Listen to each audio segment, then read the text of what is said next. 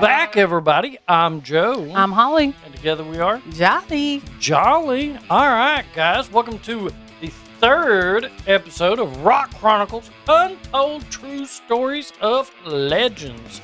This one is the Rolling Stones and the Altamont disaster, the day peace and love died. Uh-oh. But before we get into it, I would ask you please like and subscribe if you haven't already. We're just a small little humble channel trying to grow, and I need your help to do it. Yeah, hit that bell so you get notified of our daily content, our shorts, and our live streams. We do every night, 6 p.m. Eastern Standard Time, where we go through the greatest albums of all time. All right, guys, let's get straight into it. In 1969, the Rolling Stones tried to give their American fans a gift. A free concert on the West Coast. They promised it would be the Woodstock of the West. Instead, it turned into a nightmare. One fan stabbed to death just feet from the stage.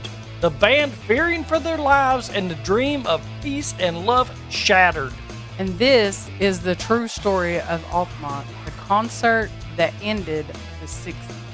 It started with good intentions. The Rolling Stones had been criticized in 1969 for high ticket prices. So they said, let's do a free concert for the fans, just like Woodstock, Jefferson Airplane, Crosby, Stills, Nash and Young, the Flying Burrito Brothers, all agreed to play. What a concert. Woo. So they originally planned to hold it at the Golden Gate Park in San Francisco, but permits fell through just days before the event. Yep, venues kept pulling out. Finally, just 2 days before the concert, a new spot was locked in. Altamont Speedway, 60 miles east of San Francisco. And it wasn't ready. It had no real infrastructure, no lighting, no proper stage security, but the show had to go on.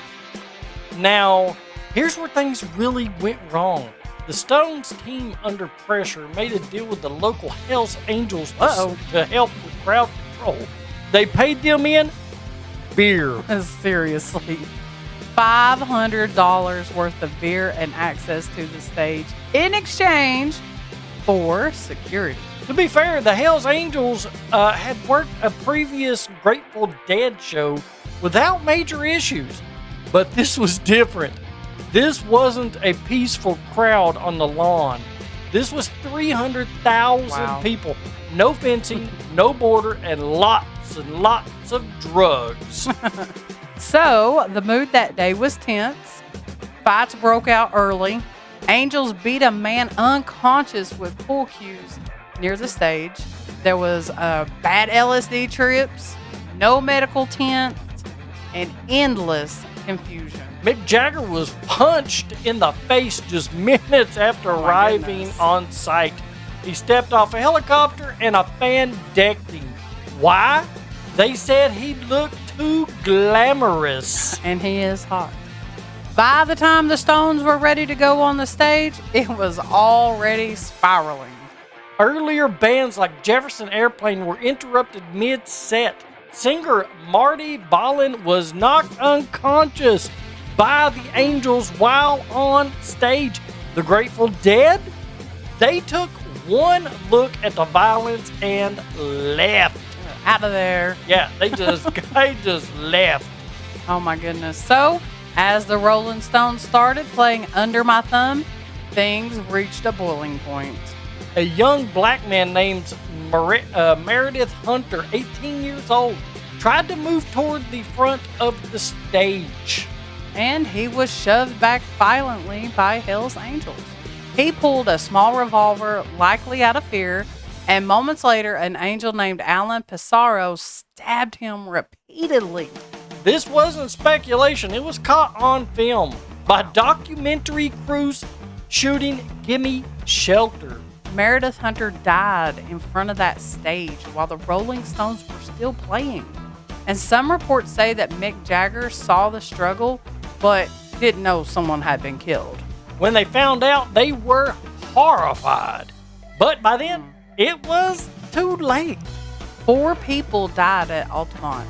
Meredith was stabbed, another person drowned, and 2 were killed in a hit and run. The media called it rock and roll's nightmare. Rolling Stone magazine wrote Altamont was the perfect product of a diabolical egotism, hype, ineptitude, and maniac insistence on mass entertainment. And that's a lot.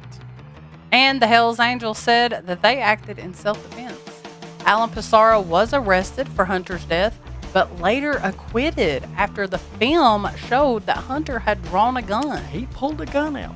Altamont became a line in the sand. Woodstock back in 1969 in August was peaceful, hopeful, optimistic. Altamont in December 1969 was dark, chaotic, and tragic. And it ended the illusion that the counterculture could police itself.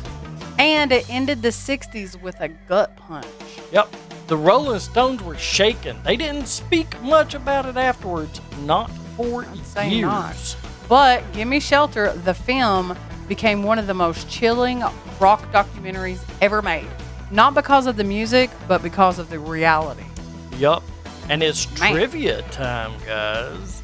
And you know what that means? That means you need the answer to the last one. Let me pull it up. Boop, boop, boop, boop, boop. Give me a minute. Because we are rolling. I can't. And, you know, this was the way that the 60s ended. Yeah. This was the way the 60s went out, guys. That's crazy. This is the way that love and peace died. This was the end of peace and love era. Yeah. But your answer to the last one was B. Isn't it a pity? He offered it during the Let It Be's rehearsal, but it didn't make the cut. Later became one of the standout tracks on All Things Must Pass album. Wow. Interestingly enough. They missed out on that one. Yeah, they missed out on. And that was the Beatles, in case you're that was the Beatles. not watching it. You can go back to the last video and listen to the trivia question. Yep.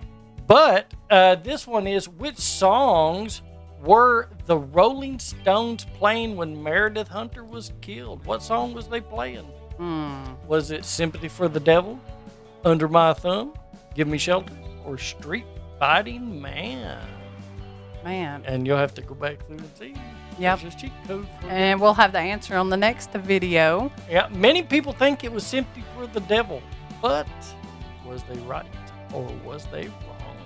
You'll have to Also, watch that one. if anybody was attending that concert, put it down below. Let us know if you were there, if you got to, experience this Firsthand massive event in rock history. Yes. Yes.